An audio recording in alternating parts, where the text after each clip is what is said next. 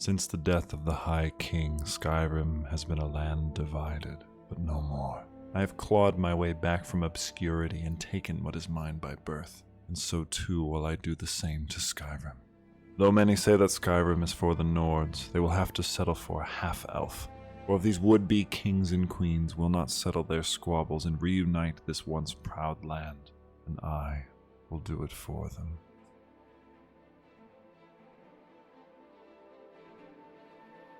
Hey guys, quick disclaimer about this video before we jump into it. This is technically part 2, the first of which was the Half-Mare Prince. If you've not checked that video out, please do so because you'll miss a lot of context, about 50 years of gameplay, actually about 5 hours of gameplay too, so quite a lot of stuff happens in that. This is a amalgamation of about 15 total hours of gameplay of work on my part, so it's going to be presented a little bit differently. I'm going to be giving it to you basically after the fact. I hope that's okay. I hope you guys still like the video, and without further ado, let's begin.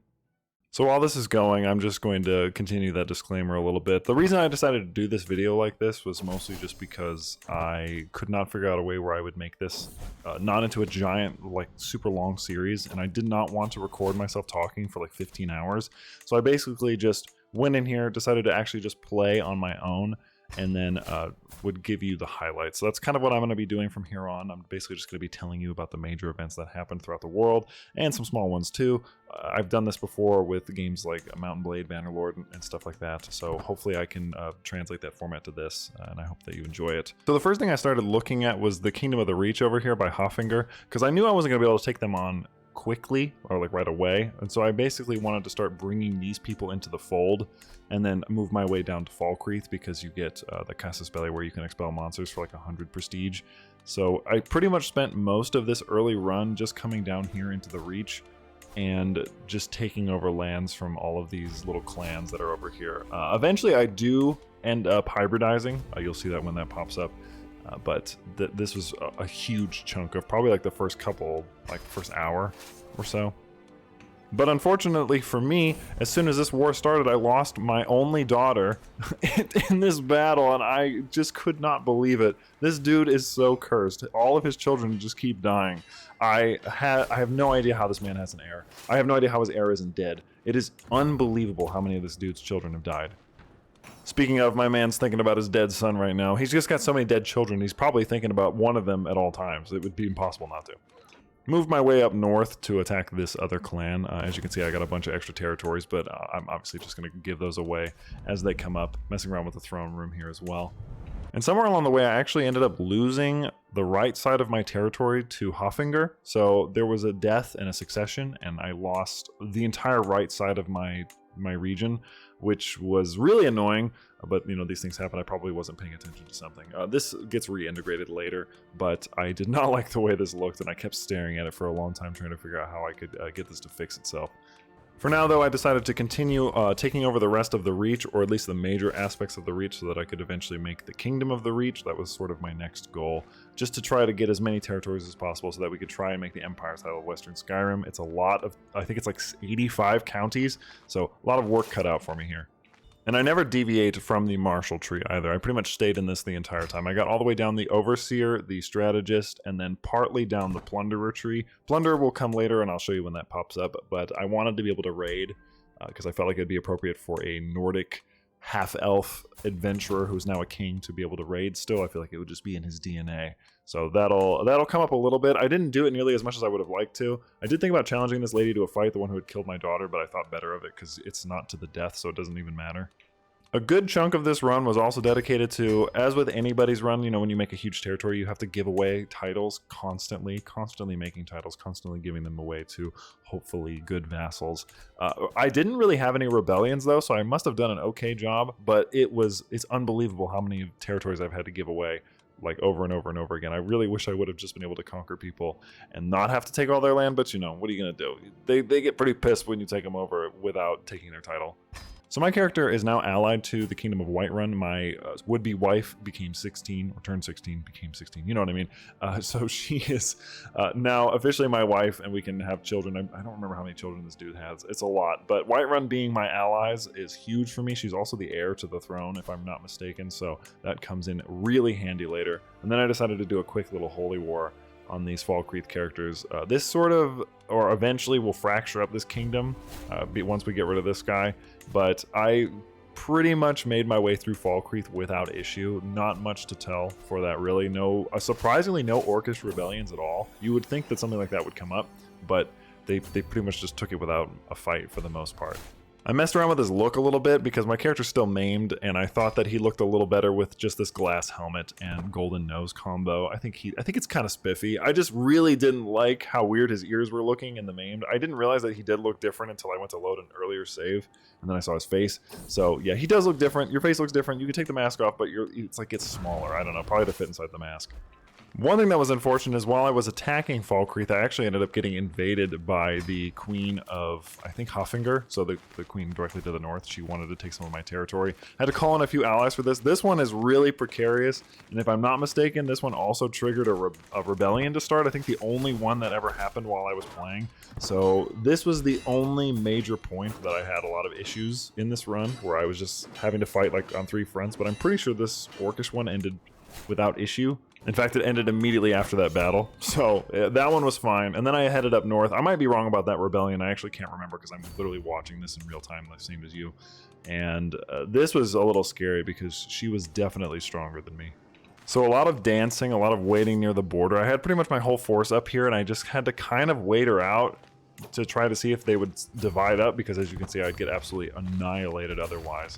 But eventually, for some reason, I managed to catch them on a weird roll. They decided to separate, and then I had some allies nearby who I'd called some mercenaries, and they jumped in and managed to finish them off. And this is pretty much the end of the war. Once I knocked them out this big time, they didn't have an answer for me otherwise.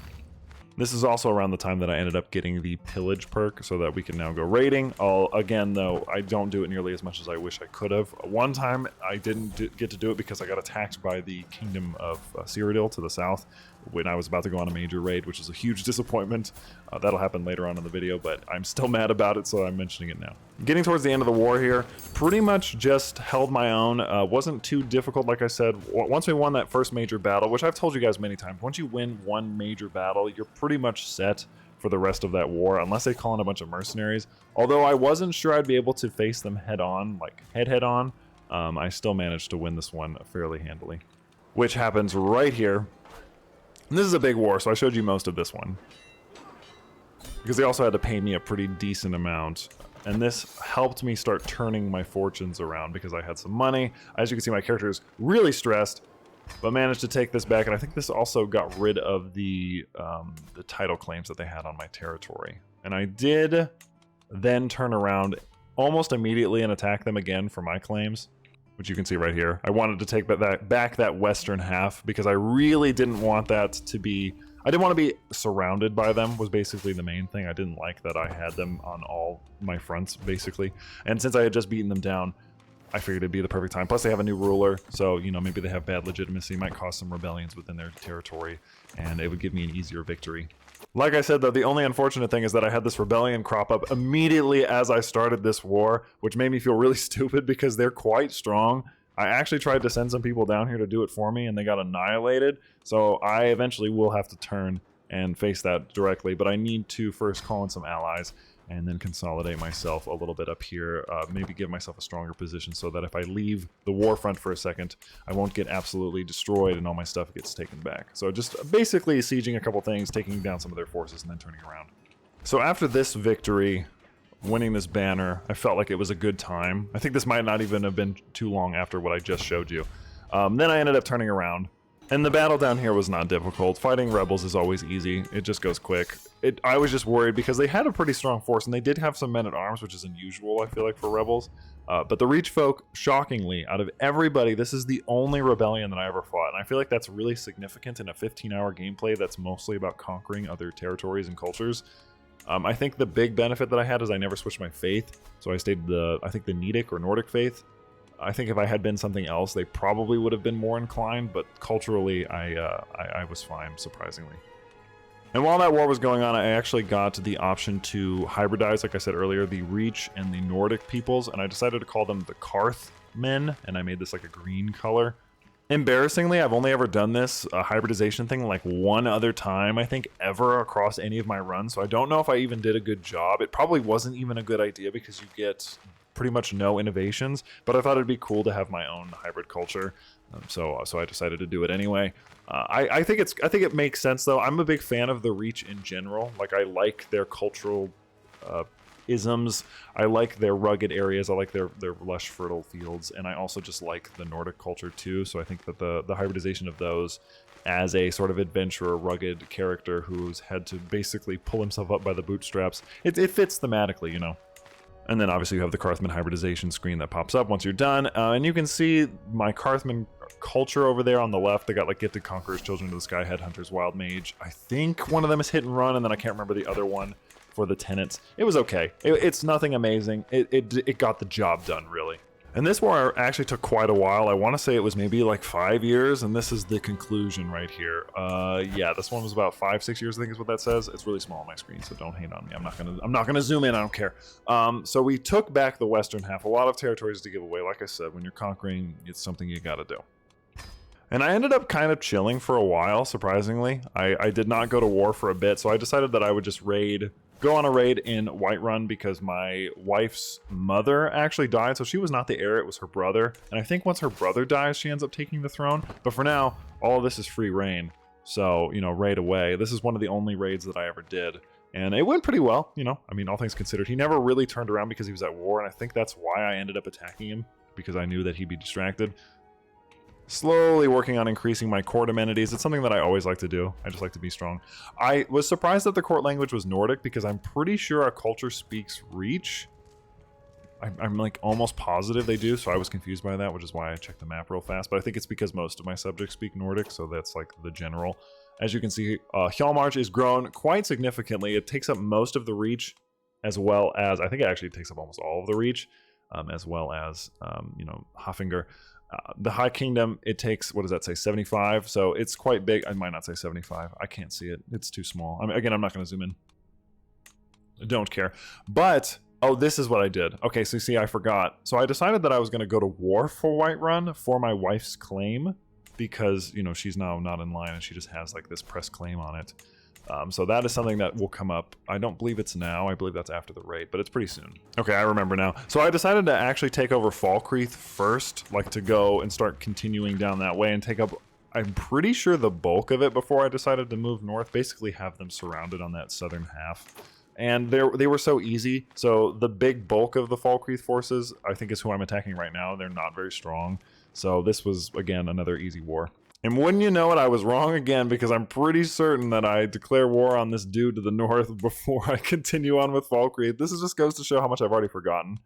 I'm just basically like checking on this. But I do go to war for this like right now for my claims. It's only 300 or her claims, which initially, and I'll admit this, at the time I thought that when I did this, she would for some reason be my vassal, even though I'm only a king. I'm stupid. I'm not even the king of more than one territory yet. I'm just the king of Hjalmarch because I forgot that Nords can do the electives. It was a bit of a mess. Okay, I still went to this war though. And the Whiterun war ends pretty not interestingly. It's very uneventful. It just takes a while. I think it's like 3 years in game. A lot of this time was just war for the most part. Anytime that I'm not going to war, I'm mostly just doing realm management. Nothing terribly exciting, mostly giving away titles, maybe upgrading a few buildings. That's kind of why I'm not showing them off right now, because I figured you just kind of wanted to see how I went about conquering these things. Things get really weird. A lot of people kept trying to kill me, like constantly, but things get really weird once I get to a certain size. Also, if you've noticed, because I changed my culture and I didn't bring this up, but my dude's he's rocking this mustache now. He looks kind of sick down there at the bottom left. And there you go, that's the end of the war. It was nothing. It was easy. One thing I did have to do is I had to help my wife defend an invasion, so one of the other claimants to her throne decided that they were going to press it because I think she had like 700 troops. This is towards the end of that war. It, again, wasn't too bad. Obviously, I'm meeting this dude in a mountain pass, but even with his bonuses, my Huskarls and my horsemen in particular thankfully helped me out. I think I have 2 full regiments of Huskarls, 1 regiment of horsemen, 1 of skirmishers, and then 1 of like ballista. Really, really great combo. It served me well throughout most of the run. And then I think later on I ended up getting Witchblades as well with the extra one. And then when I finished seizing this, that war ended, so she was safe. We secured her rule here in Whiterun, and then I basically turned my attention south, and then obviously did some court stuff, but I turned my attention south, where I only had a couple territories left to do anything with anyway. Falkreath was already pretty much mine. I had already made the Kingdom of the Reach at this point. So basically just taking over Falkreath, helping my wife take over Whiterun so that at least somebody that I'm related to is going to be in control of it. And then I'll be in charge of the kingdoms of Falkreath, Hjalmarch, and also the Reach.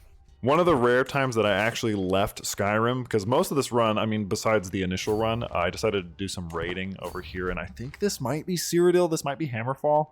I actually don't remember. This says it's part of the Kingdom of Anvil, so I think, actually, yeah, Syncretor's right there, so this is technically part of Cyrodiil. So I just did some raiding, mostly for money. I think I wanted to make the Kingdom of Falkreath, so I was just raiding for some cash.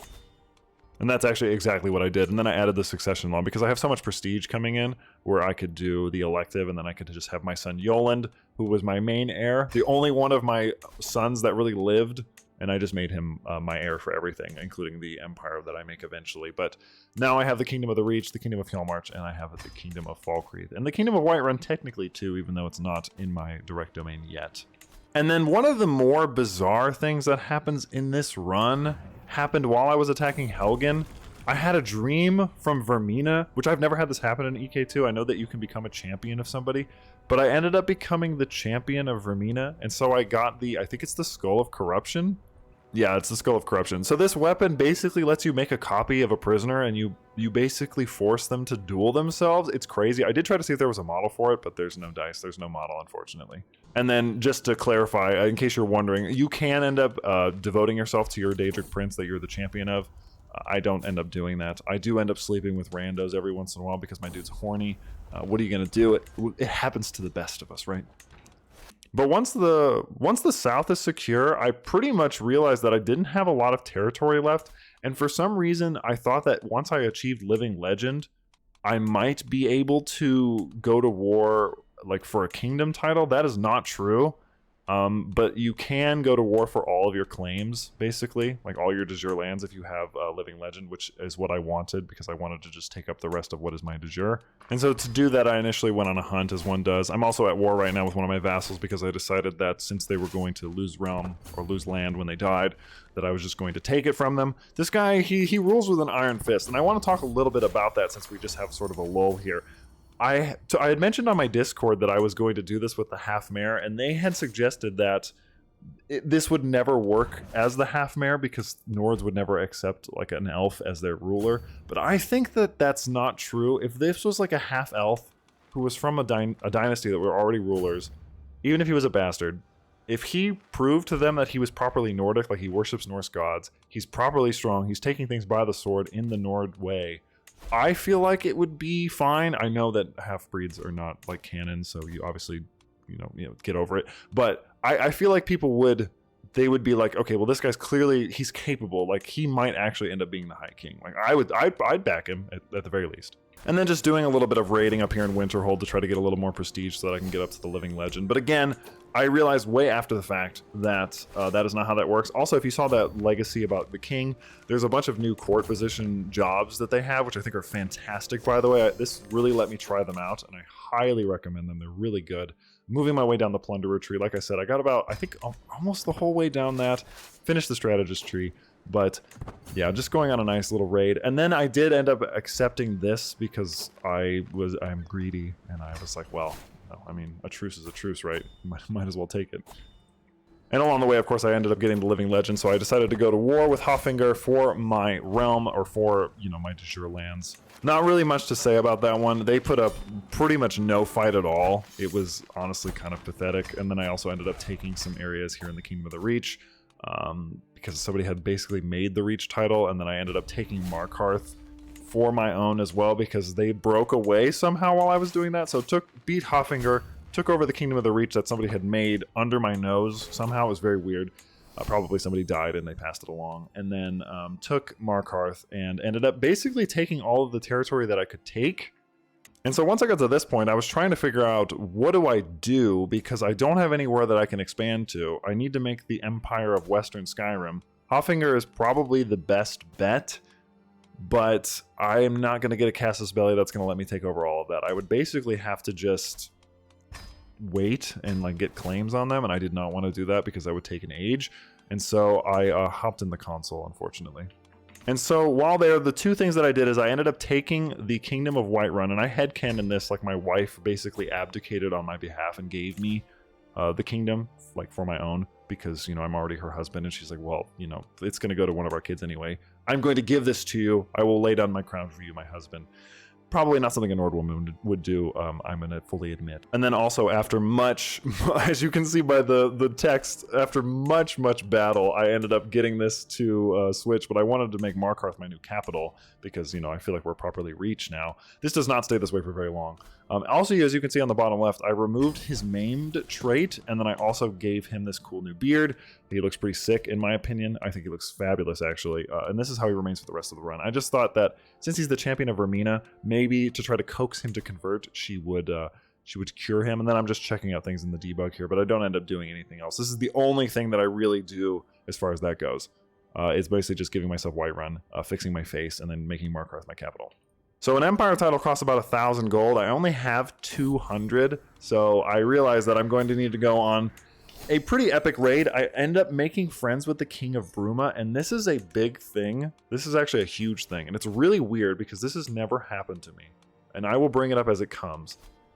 But I had realms sort of just fall into me once I ended up making the kingdom, or like the Empire of Western Skyrim. I have not had people like, what's the word for it? I've not had people swear fealty before. Like, really? Also, I lost another son.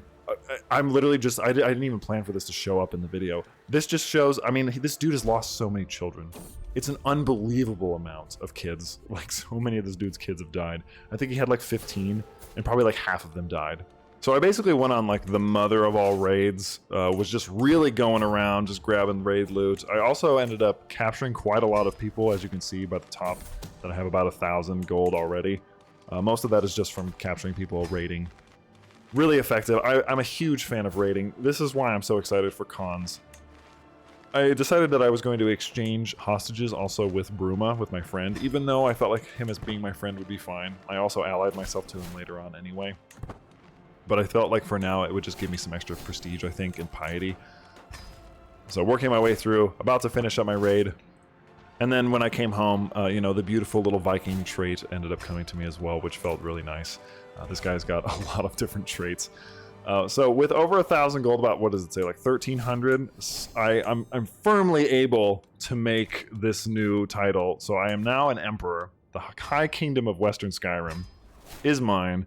And so I am now High King, and this also gives me a Casus-Belli on the kingdoms around me, so like the kingdom to the north, Hoffinger, so that is good, so now I can just take them. And then the way to take Western Skyrim, I think it's like settle your forces or something. You basically have to have full control of the Pale, and then full control of Hoffinger, and then you'll get a Casus-Belli on Eastern Skyrim. And obviously no time like the present, so I just immediately go to war with Hoffinger just to get that out of the way and wrap it up. And this one was a brawl. I ended up skipping around from that one just because, you know, you've seen wars, and I'm obviously playing this video in a much different format, so it's not going to work out. But I moved my capital to the Blue Palace. It was Markarth very briefly, and I had to get rid of a ungodly amount of titles. It was so many. I always hate doing this because I never know who should really go where. But ended up becoming the consolidated definitive High King of Western, you know, Skyrim once I took Hoffinger, which again was a brawl. They were pretty strong, but ultimately I prevailed, so what is there to see, really? Also, I was just messing around a lot with taxes. This realm ended up being really successful, despite the fact that I went to war a ton, and I just like was constantly warring. Like I said, I had one rebellion the entire time in like 15 hours of gameplay. I would say that's pretty good. I think the total time played was like 110 years or something, and one rebellion is not bad. I mean, obviously, like in this video, I think I had one in the previous one too, but still. Now, something really remarkable that happened is Bruma decided that they were going to swear fealty to me. I have no idea why. He was my friend, and I guess he was just like, you know what, I would rather be an emperor. And then weirdly enough, almost immediately after, Winterhold also did the same thing. And so I was flabbergasted. Eventually, the Rift also does this. But this unlocked the chance for me to do this thing called the Council of the Eight, which was pretty cool. I think you basically end up becoming like the de facto leader of this faith, more or less, or like one of the members of this order. You can read it on screen. Again, I can't read it. It's too small. But a pretty cool notch under my character's belt, I would say. And annoyingly, this is around the time that I played for like 20 minutes and didn't record, so you missed a bunch of stuff. But the Rift ended up joining me. And then I got attacked by Cyrodiil, which is why I have so much money now. And the only thing left that I had was the Western Skyrim. And I think the plan, the march east, I cannot remember why I couldn't do it. I had to completely control the Pale, which I think the reason I didn't control it is because Eastern Skyrim, yes, that's right. I had to take back the territory for the Pale from them first. So I would have to fight them basically back to back. So this was basically be, you know, the precursor to the final showdown. And I wanted to see if anybody just had claims to their whole thing. Nobody did. So war it was, and they were tough. They were probably the hardest enemy that I fought, besides the Queen of Cyrodiil, which I really wish you guys could have seen, but I captured her in battle. So that one was just hard because it was it was just difficult because I got beat the first time around. I ended up having to catch her on a mountain. So I'm summarizing for you. But the only way I was able to win this both times was by capturing their queen. So I had to siege Winterhold, or Windhelm, I should say, and that is a tough fort to take. So now I can finally prepare the march east, which I was super grateful for because, as you can see, Western Skyrim is enormous. And I will read this. For too long, Skyrim has been divided. Our hold over the new Jarldoms cannot be contested, and it's time to send our troops east to claim old Jarldoms and finally unite Skyrim. And for those curious, this is the family tree that I'm looking at right now. So as you can see, I had 1, 2, 3, 4, 5, 6, 7, exactly 7 children die, and 1, 2, 3 live. So I had 10 kids, and only 3 of them lived past, you know, their siblings. I was basically just checking out to see how many living family members I had, because it felt like a lot. I had a bunch of family members that were vassals too, and I ended up marrying, because when my wife died, the one from Winterhold, I ended up marrying, I think it was like the Queen of the Rifts kid. I really can't remember. And amazingly, while I was on a hunt just trying to kill time while I waited for the 5-year truce to end, I ended up becoming a conqueror for the first time. This is the first character this has ever happened to me with. It felt very appropriate, but I was really shocked. I thought this was funny. Also, the fact that it took so long for me to get this, because it didn't matter, because I didn't need it anymore. So it was a little bit of salt in the wounds. I'm kind of bitter about it. And then obviously after the 5 years, we just go to war with Windhelm again. Again, this one ended actually a lot less gloriously. The first battle was much better. They were already depleted and weakened. And so just rushing Windhelm, I ended up capturing their queen again, ending the war, and reuniting Skyrim. And so that, my friends, was it for the conquest. And the passing of High King Lawgrove marked the beginning of a years-long civil war in Skyrim, as the western and eastern halves of the land of the Nords refused to acknowledge the other side's claimant. Many in Skyrim feared that the stalemate could never be broken and that the Nords would stay divided for centuries, but it seems the fate was on the side of me, Yoland, as his armies clashed with those of the East March, and he prevailed.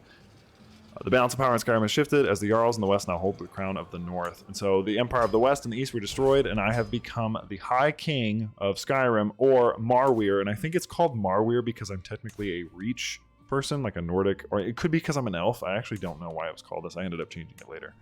And now that I was High King, I actually had access to the Judgment of Verity. I ended up stealing this crown sometime in the middle of that war. I can't remember when I actually got it. But let me read this real fast. When Olaf One-Eye became High King, his reign was a time of relative instability and division, and as he died without a clear heir, a new method of electing a High King became necessary. So the Crown of Verity was created to reunify Skyrim after Olaf's rule. The validity of the crown was not questioned, since it was the first used by Kjorek the White, after striking down the usurper Asern Icebreaker. Now it is time to see if the crown deems me worthy. Much has passed through my mind as I put the crown over my head. Was there anything else I could have done to be worthy? All doubt vanished when I was properly crowned, as my ancestors before me, and the crown stayed in my head as proof of my legitimacy as ruler of these lands. I am now deemed worthy. All hail Tog-Ard Yoland of Marwyr. And that, my friends, is it. A landless adventurer bastard to the High King of Skyrim. And with Skyrim there in the background, I hope that you guys enjoyed this video. Very, very different from what I normally do. If you do not like this format, you can absolutely let me know. I do not plan on doing this very often. I wanted to finally do this. I've been wanting to reunite Skyrim for a while, but you know, I've done it. I can now say that I've done it. I can put that little notch in my hat. Obviously, I had to use a little bit of the console to get Whiterun so that I could expedite my run. I probably could have done it otherwise, but who cares? You know, I have the crown. I united it. I started off literally as a landless adventurer, and I did it. So I'm proud of myself, and I did it as a half-elf. So a lot of you are going to be pissed, and I think that's funny. But that's going to be it for me. Thank you guys so much for watching. As always, I want to thank my channel members for their continued support, and in particular, I want to thank my Paladin tier members, and those are Dwayne the Rock Lobster, Zora, Luigi, Dunyal, Valadar, Lachlan, Grazo, Candriff, Shadow King Drakon, Titus, Furkan, J Dizzle, Ghidorah, and long last, I finally figured out our mystery Paladin tier member's name, and that's Raised. Raised, you are now on the list, and you will be called out every time from henceforth. If you'd like to become a channel member, you can do so through the membership tab. Nights and above get videos 2 to 3 days early, but sometimes earlier, depending on how I'm feeling.